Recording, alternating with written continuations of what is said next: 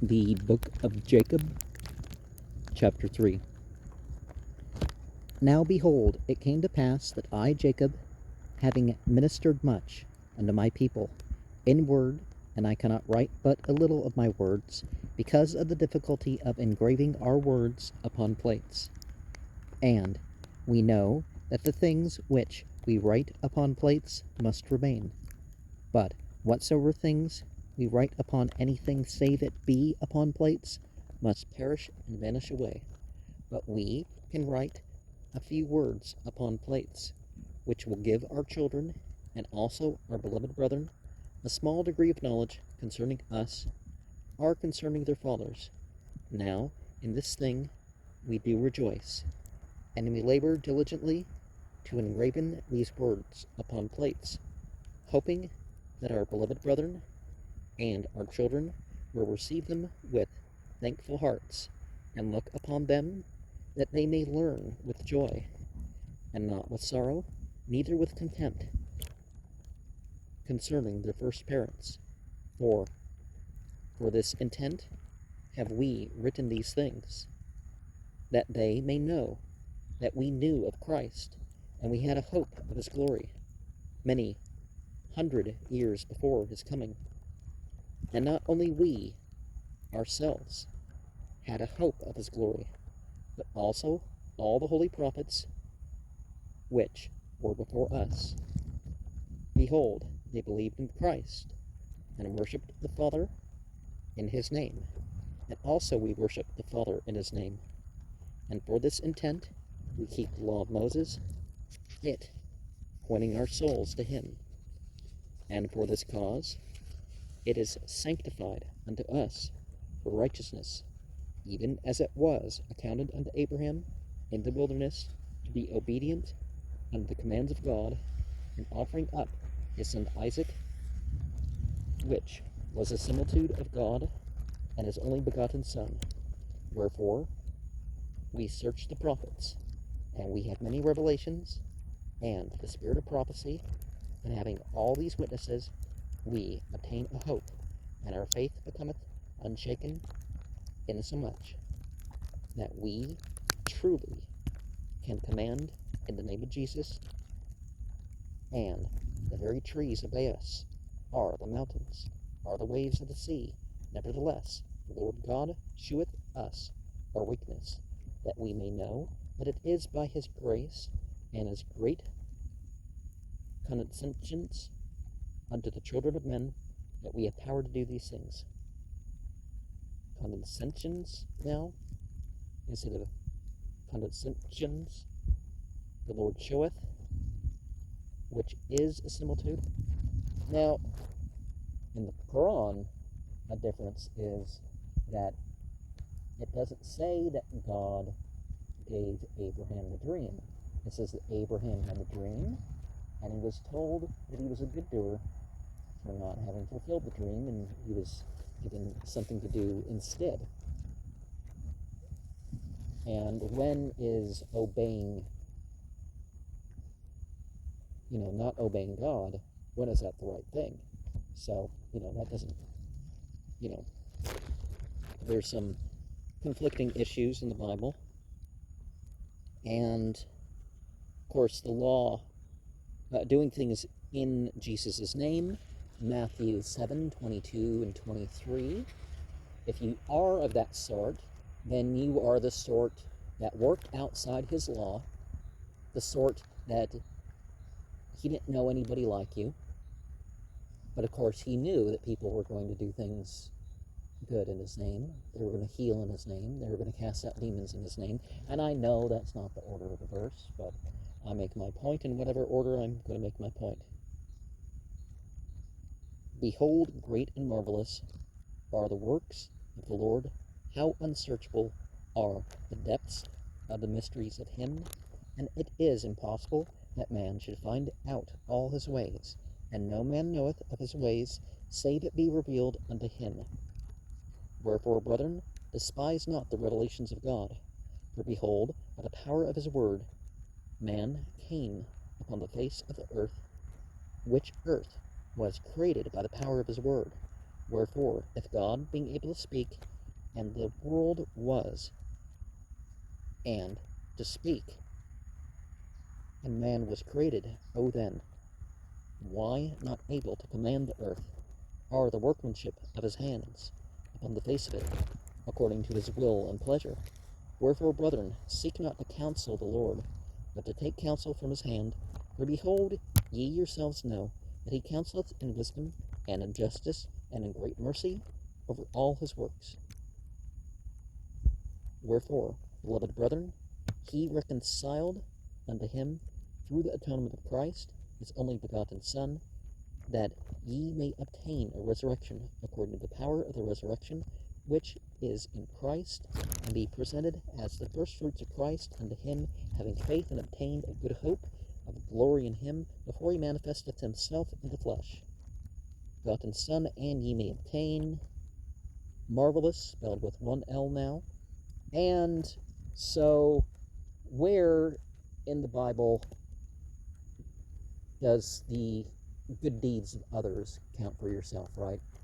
You know, if you're paying the priest to do this, or you're paying somebody to slaughter an animal and butcher and all that sort of stuff, okay, well then you've touched the animal, you've paid for it, so these things can be directed for atonement and various other religious purposes.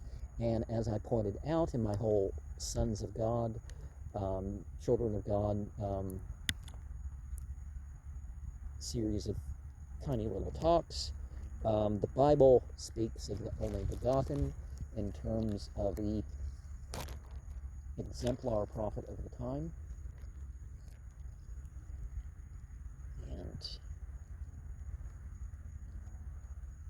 And now, beloved, marvel not that I tell you these things, for why not speak of the atonement of Christ, and attain to a perfect knowledge of him, as to attain to the knowledge of a resurrection, and the world to come? Behold, my brethren, he that prophesieth, let him prophesy to the understanding of men.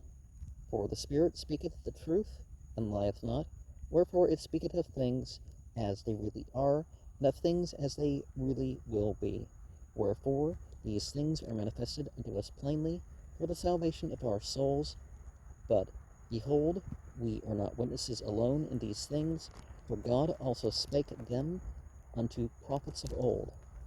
And so, rather than the Pauline thing that, oh, well, things are in code before, they would have never said it literally, it's like, well, the religion is the same religion. It may change languages, there may be different material culture terms for it, but, you know. But, behold, the Jews were a stiff-necked people, and they despised the words of plainness, and killed the prophets, and sought for things that they could not understand.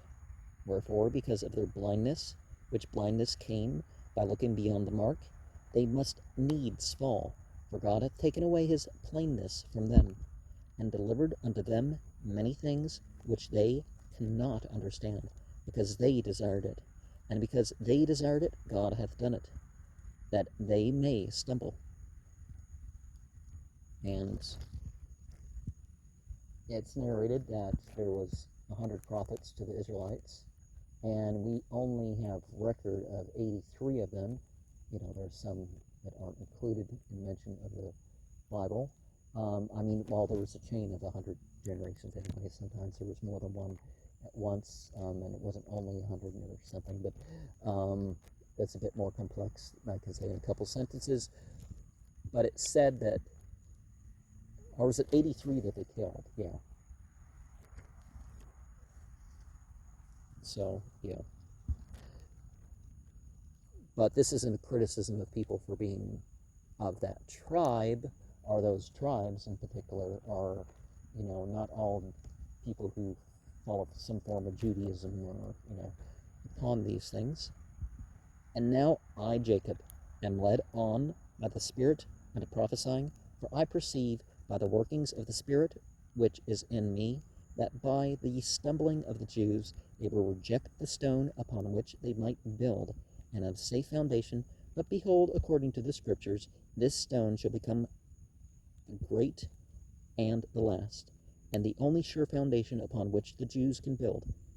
And now, my beloved, how is it possible that these, after having rejected the sure foundation, can ever build upon it, that it may become the head of their corner? Behold, my beloved brethren, I will unfold this mystery unto you, if I do not, by any means, get shaken from my firmness in the Spirit, and stumble because of my over-anxiety for you. Now, Western Arabia, it sounds like they were in Western Arabia at a point, and so they would have as the story goes, they would have understood the Haggarite Psalms and the mention of backup, because it's only after Muhammad that they stopped spreading the word about Western Arabia being the place where a prophet was going to come. And the rock in the corner, you got the ego, which is not the new agey pop culture thing about ego is some bad or something like that. It's the mental construction of consciousness, but the real reality is referenced within the square or the cube as a lump or a pit or something like this, and this is combined. It's given the vulva symbol, and it's and anyways, psychological and sexual symbolism is the thing nowadays, just as it was in the ancient times. Behold, my brethren, do ye not remember to have read the words of the prophet Zenos, which spake unto the house of Israel, saying, Hearken, O ye house of Israel, and hear the words of me, a prophet of the Lord. For behold, thus saith the Lord, I will liken thee, O house of Israel, like unto a tame olive tree, which a man took and nourished in his vineyard. And it grew, and waxed old, and began to decay. And it came to pass that the master of the vineyard went forth, and he saw that his olive tree began to decay. And he saith, I will prune it, and dig about it, and nourish it, that perhaps it may shoot forth young and tender branches. And it perished not. And it came to pass that he pruned it, and digged about it, and nourished it, according to his word. And it came to pass that after many days it began to put forth somewhat a little young and tender branches, but behold, the main top thereof began to perish. And it came to pass that the master of the vineyard saw it, and he saith unto his servants, not the plural, his servant, it grieveth me that I should lose this tree. Wherefore, go and pluck the branches from a wild olive tree, and bring them hither unto me. And we will pluck off those main branches which are beginning to wither away, and we cast them into the fire, that they may be burned. And behold, saith the Lord of the vineyard, I take away many of these young and tender branches, and I will graft them whithersoever I will. And it mattereth not that if it so be that the root of this tree will perish, I may preserve the fruit thereof unto myself. Wherefore, I will take these young and tender branches, and I will graft them whithersoever I will. Take thou the branches of the wild olive tree, and graft them in the stead thereof, and these which I have plucked off I will cast into the fire, and burn them, that they may not cumber the ground of my vineyard. Said instead of saith, prophet Zenos, which he spake unto the house of Israel. So that doesn't sound like an Aramaic name, but what could it have been, right? Zinch,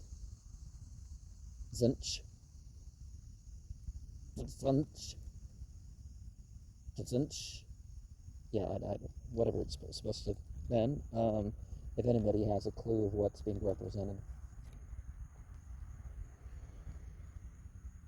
Because that ending in S thing is more of a Greek thing. And of course, Jesus is sometimes spelled with an N at the end, sometimes it's spelled with a PS a little pitchfork thing. And it came to pass that the servant of the Lord of the vineyard done according to the word of the Lord of the vineyard, and grafted in the branches of the wild olive tree. And the Lord of the vineyard caused that it should be digged about, and pruned and nourished, saying unto his servant, It grieveth me that I should lose this tree, wherefore, that perhaps I might preserve the roots thereof, that they perish not, that I might preserve them unto myself, I have done this thing. Wherefore, go thy way, watch the tree, and nourish it according to my words. And these will I place in the nethermost part of my vineyard. Whithersoever I will, it mattereth not unto thee, and I do it, that I may preserve unto myself the natural branches of the tree, and also that I may lay up fruit thereof against the season unto myself, for it grieveth me that I should lose this tree and the fruit thereof. And it came to pass that the Lord of the vineyard did according to the word of the Lord of the vineyard. Okay, so one Lord ruled by another Lord, right? Or did he do according to his own word? But see, we need to preserve the natural sense of things. And it came to pass that the Lord of the vineyard went his way, and hid the natural branches of the tame olive tree in the nethermost parts of the vineyard, some in one and some in another, according to his will and pleasure. And it came to pass that a long time passed away, and the Lord of the vineyard saith unto his servant, Come, let us go down into the vineyard, that we may labor in the vineyard. And vineyard said unto his servant, remember 1981 is the later stuff that I'm saying. I'm reading the 1830, and I'm going to say that.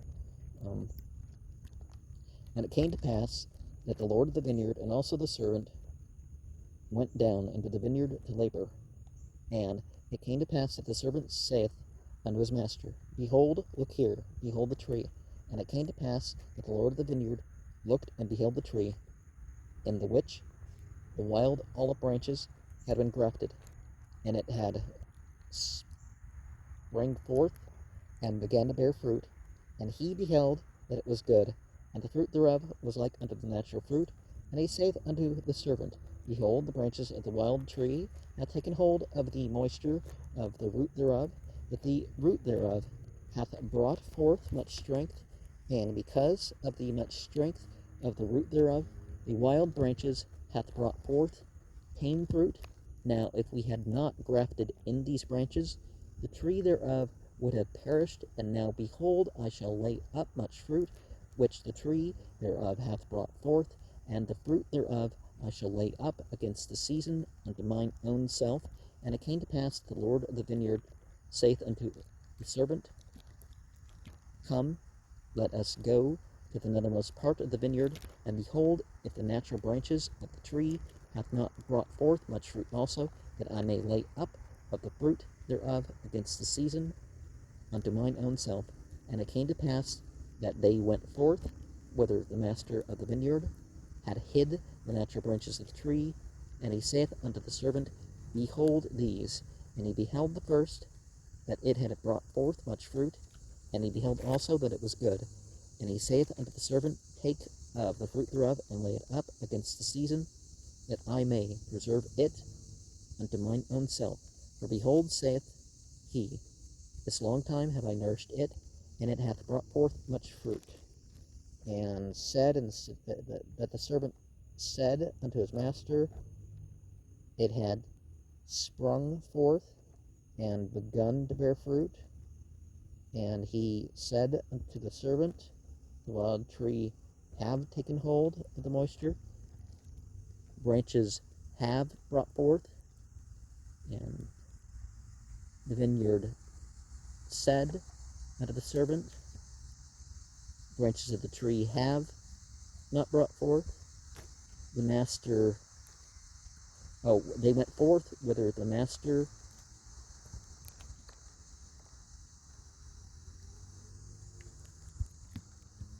had hid the natural branches of the tree. And he said unto the servant, and he said unto the servant, for behold, said he,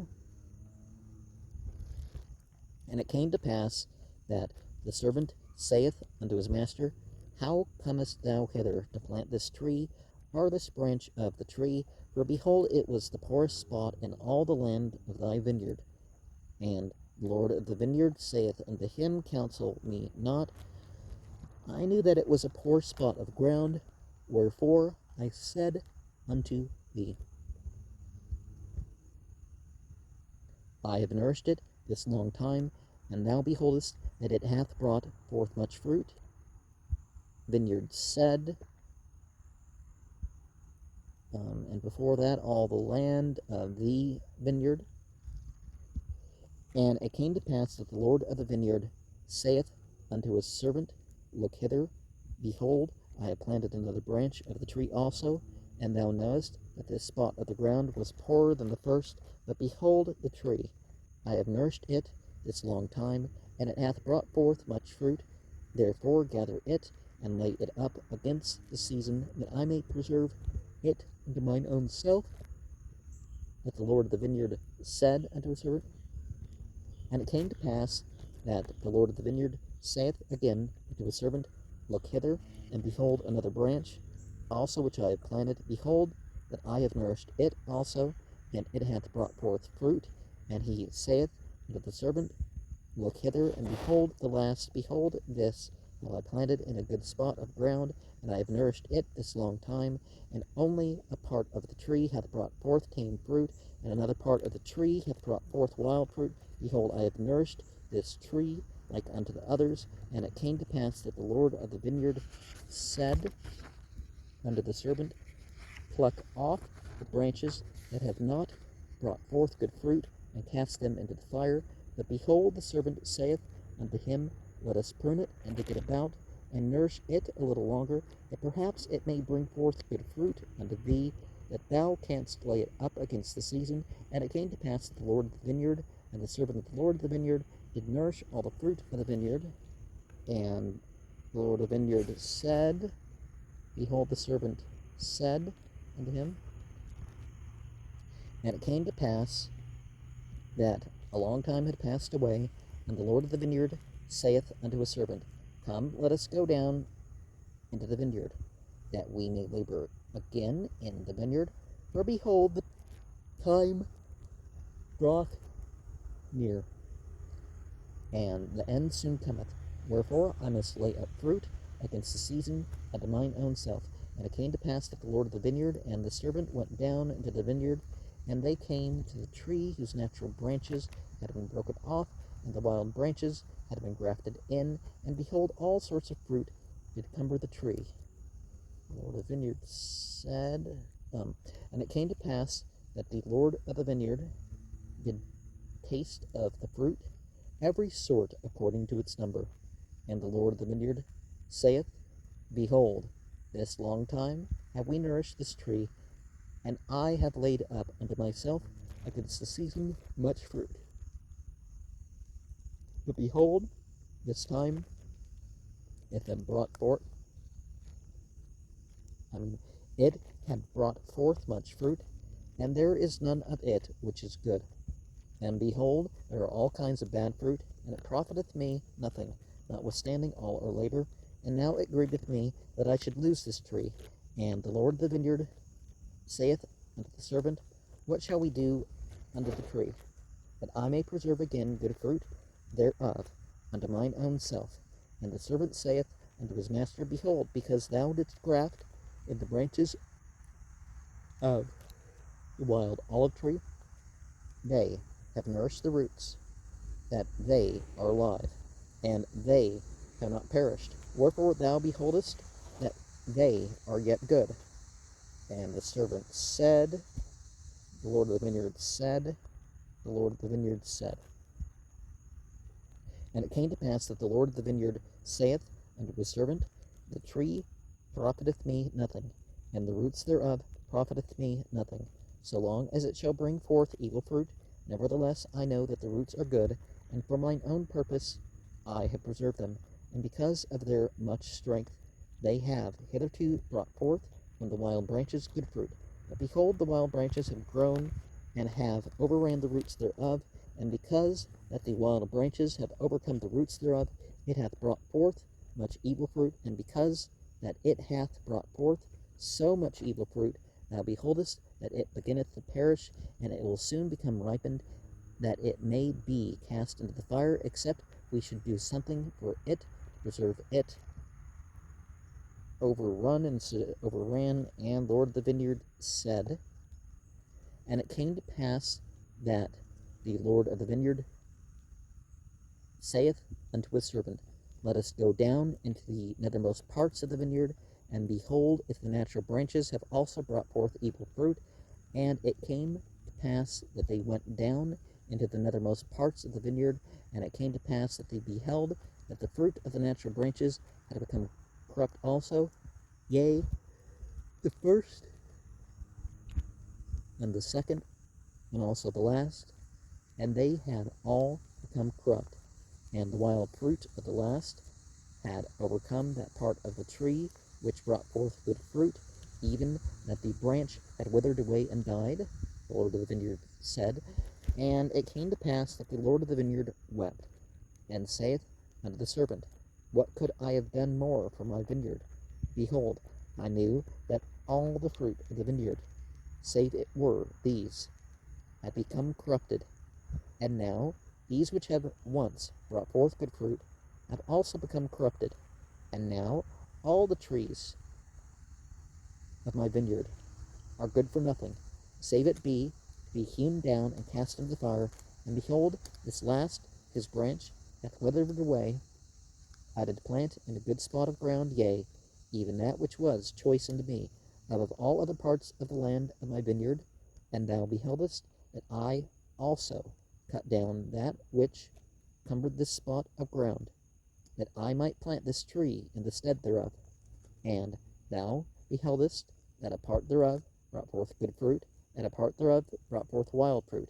And because that I plucked not the branches thereof, and cast them into the fire, behold, they have overcome the good branch, that it hath withered away. And now, behold, notwithstanding all the care which we have taken of my vineyard, the trees thereof hath become corrupted, that they bring forth no good fruit. And these I had hope to preserve, and I didn't mean to say to have laid up fruit thereof against the season unto mine own self. But behold, they have become like unto the wild olive tree, and they are of no worth, but to be hewn down and cast into the fire. And it grieveth me that I should lose them. But what could I have done more in my vineyard? Have I slackened mine hand, that I have not nourished it? Nay, I have nourished it, and I have digged it, and I have pruned it, and I have dunged it, and I have stretched forth mine hand almost all the day long, and the end draweth nigh, and it grieveth me that I should hew down all the trees of my vineyard, and cast them into the fire, that they should be burned. Who is it that hath corrupted my vineyard? Who is it that has corrupted my vineyard? I have digged about it. I had hoped the trees thereof have become, and because I plucked not, and said unto the servant, and such is the thing with humanity. It's like,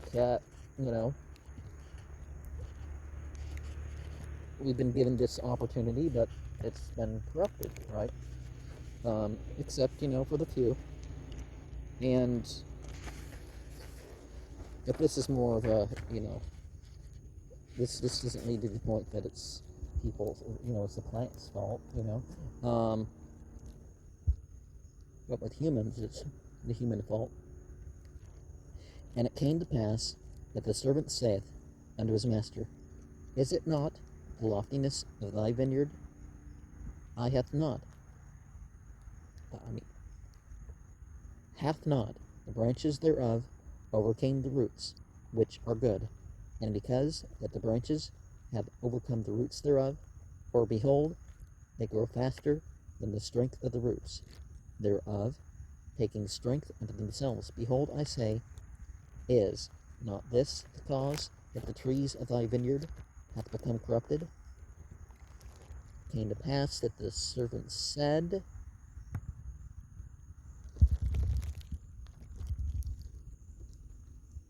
have not the branches thereof overcome, because the branches have overcome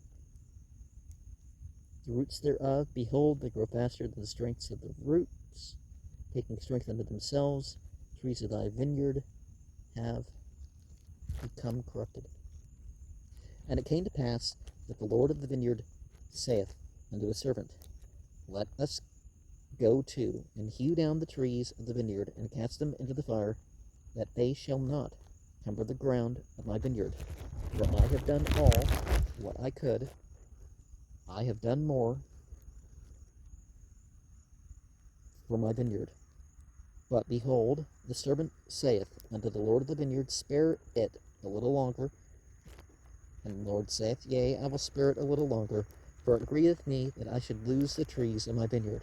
Wherefore let us take of the branches of these which I have planted in the nethermost parts of my vineyard, and let us graft them into the tree from whence they came, and let us pluck from the tree those branches whose fruit is most bitter, and graft in the natural branches of the tree in the stead thereof. And this will I do, that the tree may not perish, and perhaps I may preserve unto myself the roots thereof for mine own purpose. And behold, the roots of the natural branches of the tree which I planted, whithersoever I would, are yet alive. Wherefore, that I may preserve them also for mine own purpose, I will take of the branches of this tree, and I will graft them in unto them. Yea, I will graft in unto them the branches of their mother tree, that I may preserve the roots also unto mine own self, that when they shall be sufficiently strong, that perhaps they may bring forth good fruit unto me, and I may yet have glory in the fruit of my vineyard.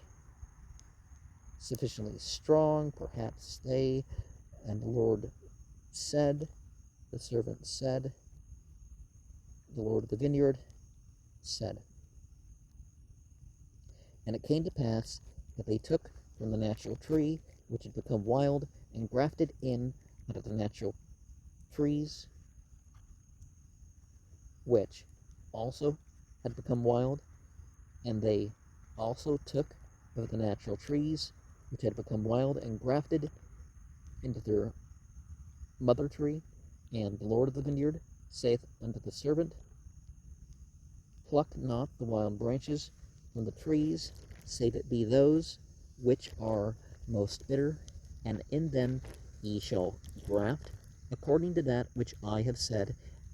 And we will nourish again the trees of the vineyard, and we will trim up the branches thereof, and we will pluck from the trees those branches which are ripened, that must perish, and cast them into the fire. And this I do, that perhaps the roots thereof may take strength, because of their goodness, and because of the change of the branches, that the good may overcome the evil, and because that I have preserved the natural branches and the roots thereof, and that I have grafted in the natural branches again into their mother tree, and have preserved the roots of their mother tree, that perhaps the trees of my vineyard may bring forth again in good fruit, that I may have joy again in the fruit of my vineyard, and perhaps that I may rejoice exceedingly, that I have preserved the roots and branches of the first fruit. Wherefore go to and call servants, that we may labor diligently with our mites in the vineyard, that we might prepare the way, that I may bring forth again the natural fruit, which natural fruit is good, and the most precious above all other fruit. Wherefore let us go to and labor with our mites this last time. For behold, the end draweth nigh, and this is for the last time that I shall prune my vineyard, graft in the branches, begin at the last, that they may be first, and that the first may be last, and dig about the trees, both old and young, the first and the last, and the last and the first, that all may be nourished once again for the last time. Wherefore dig about them, and prune them, and dung them once more, for the last time, for the end draweth nigh.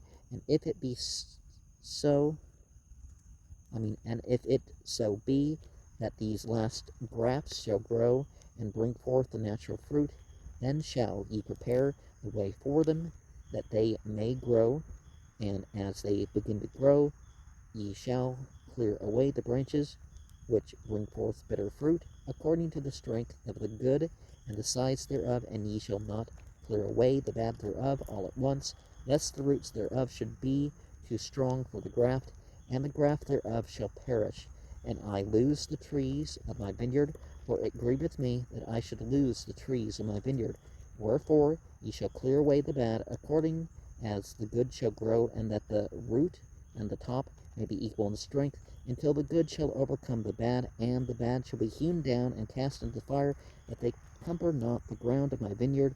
And thus will I sweep away the bad out of my vineyard, and the branches of the natural tree will I graft in again unto the natural tree, and the branches of the natural tree will I graft into the natural branches of the tree. And thus will I bring them together again, that they shall bring forth the natural fruit, and they shall be one, and the bad shall be cast away, yea, even out of all the land of my vineyard. For behold, only this once will I prune my vineyard. And the Lord of the vineyard said, with our might in the vineyard, with our might this last time. And it came to pass that the Lord of the vineyard sent his servant, and the servant went and did as the Lord had commanded him, and brought other servants, and they were few. And the Lord of the vineyard saith unto them, Go to, and labor in the vineyard with your mights. For behold, this is the last time that I shall nourish my vineyard, for the end is nigh at hand, and the season speedily cometh. And if ye labor with your mights with me, ye shall have joy in the fruit which I shall lay up unto myself against the time which will soon come. With your might with me, with your might for the Lord of the vineyard said unto them. And it came to pass that the servants did go to it, and labor with their mights, and the Lord of the vineyard labored also with them. And they did obey the commandments of the Lord of the vineyard in all things. And there began to be the natural fruit again in the vineyard, and the natural branches began to grow and thrive exceedingly, and the wild branches began to be plucked off and to be cast away, and they did keep the root and the top thereof equal according to the strength thereof. And thus they labored with all diligence according to the commandments of the Lord of the vineyard, even unto the bad, even until the bad had been cast away out of the vineyard, and the Lord had preserved unto himself that the trees had become again the natural fruit, and they became like unto one body, and the fruit were equal. And the Lord of the vineyard had preserved unto himself the natural fruit, which was most precious unto him from the beginning. And fruits into fruits, the servants did go and labor with their, I presume it's now might, but it does say mights, and it's not correcting it. Let's see it. And it came to pass that when the Lord of the vineyard saw that his fruit was good, and that his vineyard was no more corrupt, he calleth up his servants, and saith unto them, Behold, for this last time have we nourished my vineyard, and thou beholdest that I have done according to my will, and I have preserved the natural fruit, that it is good, even like as it was in the beginning, and blessed art thou, for because that ye have been diligent in laboring with me in my vineyard, and have kept my commandments, and hath brought unto me again the natural fruit, that my vineyard is no more corrupted, and the bad is cast away. Behold, ye shall have joy with me, because of the fruit of my vineyard, For behold, for a long time will I lay up of the fruit of my vineyard unto mine own self against the season which speedily cometh, and for the last time have I nourished my vineyard, and pruned it, and dug about it, and dunked it. Wherefore I will lay up unto mine own self of the fruit for a long time, according to that which I have spoken. And when the time cometh that evil fruit shall again come into my vineyard, then will I cause the good and the bad to be gathered, and the good will I preserve unto myself, and the bad will I cast away into its own place. And then cometh the season and the end, and my vineyard will I cause to be burned with fire. And so we have, he called up his servants and said unto them, for because ye have been diligent in laboring with me in my vineyard, and have kept my commandments, and have brought them to me.